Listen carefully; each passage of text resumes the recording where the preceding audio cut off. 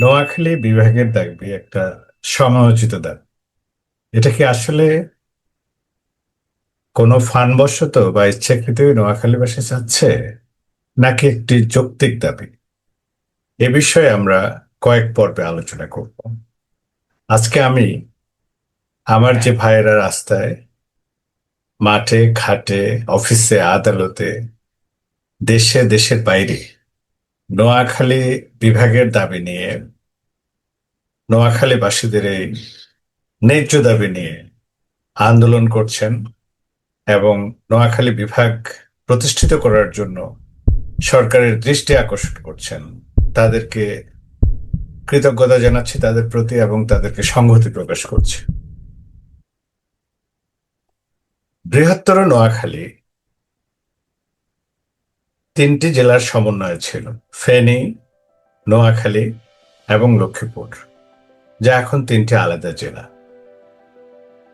নোয়াখালী ইতিহাস ও ঐতিহ্যগতভাবে বিস্তৃত একটি অঞ্চল, যে জেলাটি ধনধান্যে পুষ্প ভরা বাংলার প্রতিচ্ছবি। এছাড়াও নোয়াখালী সংগ্রামে, শ্রমে, মেধায়, যোগ্যতায় বাংলাদেশের যে কোনো জেলার তুলনায় বা অঞ্চলের তুলনায় এগিয়ে আছে অনেক দূর। শিক্ষা, সংস্কৃতি, শিল্পকলা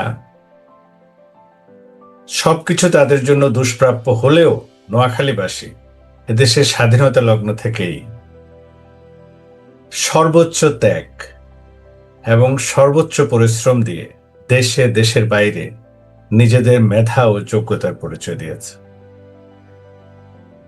আজ নোয়াখালী বিভাগ কেন প্রয়োজন? হ্যাঁ, নোয়াখালীর মানুষের পরিশ্রমের সাথে সাথে নোয়াখালীকে আল্লাহ প্রদত্ত কিছু সুবিধা, নোয়াখালী, বৃহত্তর নোয়াখালীর কথা বলবো, আল্লাহ প্রদত্ত কিছু সুবিধা প্রাপ্ত হয়েছে নোয়াখালীবাসী।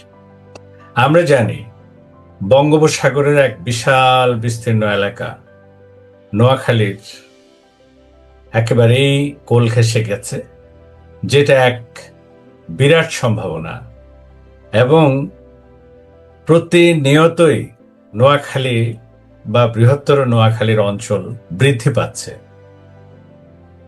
অর্থনৈতিক কাঠামোতে কিছুদিন আগে একটা রাষ্ট্রীয় পরিসংখ্যানে দেখা গেছে যে নোয়াখালী একটি দেশের সবচাইতে ধনী জেলা। এটা নিয়ে গর্ব করার কিছু নেই। কথায় আছে, পরিশ্রমে ধন আনে, পুণ্যে আনে সুখ, আলস্যে দারিদ্র আনে, পাপে আনে দুঃখ। নোয়াখালীর মানুষ অনেক পরিশ্রম, সততা, নিষ্ঠা ও যোগ্যতা দিয়ে তারা শুধু বাংলাদেশ নয়, পৃথিবীর বুকে নিজেদেরকে প্রমাণ করেছে এক সাবলীল, শক্তিশালী জনগোষ্ঠী হিসেবে এবং দেশের মান উন্নত করেছে বহু গুণে। তাই আমি আজকের এই পর্বে আপনাদেরকে বলতে চাই, আমরা যারা নোয়াখালী, লক্ষ্মীপুর এবং ফেনী অঞ্চলের মানুষ রয়েছে, আমাদের ভাগ্যের দ্বার এবং সম্ভাবনার দ্বারকে আরো সমুন্নত করার জন্য নোয়াখালী বিভাগের প্রয়োজনীয়তা আমি নিজেও উপলব্ধি করছি। আমার এই সংহতি পত্রখানা আপনাদের কাছে উপস্থাপন করলাম। আশা করি আপনারা নোয়াখালী বিভাগের আন্দোলনে সোচ্চার হন এবং আমরা নোয়াখালী বিভাগ দেখতে চাই, যেখানে আমাদের ঐতিহ্য, ইতিহাস, জ্ঞান সবকিছুর পরিধিকে আরো বাড়িয়ে নেবে এবং আমাদের জনগোষ্ঠী হবে শুধু দেশের মানচিত্রেই নয়, বিশ্বের মানচিত্রে এক শক্তিশালী জনগোষ্ঠী, যারা দেশ ও জাতির কল্যাণে অবদান রাখবে আরো অনেক বেশি এবং শিক্ষা, সংস্কৃতি, বিজ্ঞান চর্চায় তারা হবে আরো উন্নত। আমি মনে করি সরকার এই নিরেট বাস্তবতা মেনে নেবেন এবং নোয়াখালীকে অচিরেই বিভাগ হিসেবে ঘোষণা করবেন। যারা সমালোচনা করছেন তারা সংকীর্ণতা থেকে সমালোচনা করছেন। অনেক পিছিয়ে পড়া একটা জনগোষ্ঠী যদি দেশের শ্রেষ্ঠ জনগোষ্ঠী হিসেবে পরিণত হতে পারে, তাহলে তাদেরকে বাস্তব সুবিধাদি প্রদান করা হলে তারাই হবে এ দেশের মঙ্গল ও কল্যাণের জন্য আরো শ্রেষ্ঠ একটি জনগোষ্ঠী।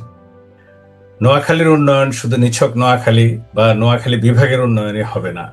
এ বিভাগের উন্নয়ন হবে পুরো রাষ্ট্রের উন্নয়নের চাবিকাঠি এবং চালিকা শক্তি। ধন্যবাদ সকলকে। আশা করি আপনারা বাকি পর্বগুলো দেখতে থাকবেন।